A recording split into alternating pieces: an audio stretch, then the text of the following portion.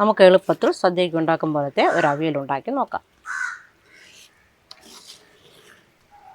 അതിനായി നമ്മൾ 4 ഏത്തയ്ക്ക, ക്യാരറ്റ്, പടവലം, ചേന, കത്തിരിക്ക, അമരയ്ക്ക, വെള്ളരിക്ക, മുരിങ്ങയ്ക്ക, തൊണ്ടൻ പച്ചമുളക് ഇതെല്ലാം നീളത്തിൽ അരിഞ്ഞെടുത്തിട്ടുണ്ട്.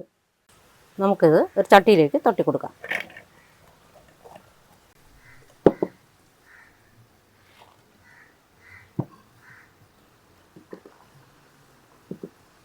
ഇനി ഇതിൽ ചേർക്കാനുള്ള അരപ്പ് തയ്യാറാക്കി എടുക്കാം.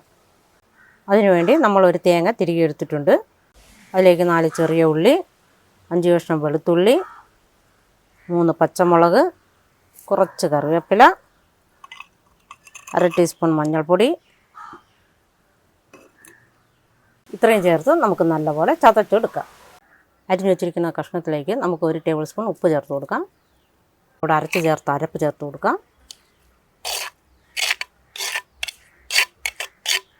2 ടീസ്പൂൺ വെളിച്ചെണ്ണ, കുറച്ച് വെള്ളം കൂടി ചേർത്ത് നല്ലപോലെ മിക്സ് ചെയ്ത് കൊടുക്കാം.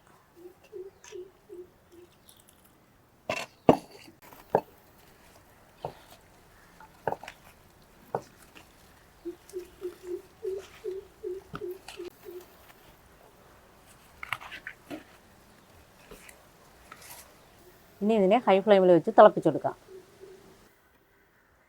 നല്ലപോലെ തിളച്ച് വന്നിട്ടുണ്ട്. ഇതൊരു 5-6 മിനിറ്റ് കൂടി നമുക്ക് ലോ ഫ്ലെയിമിൽ വെച്ച് വേവിക്കാം.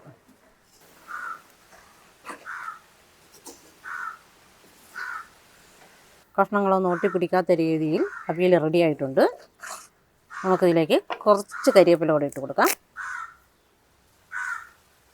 അല്പം വെളിച്ചെണ്ണയും കൂടെ ഒഴിച്ച് കൊടുക്കാം.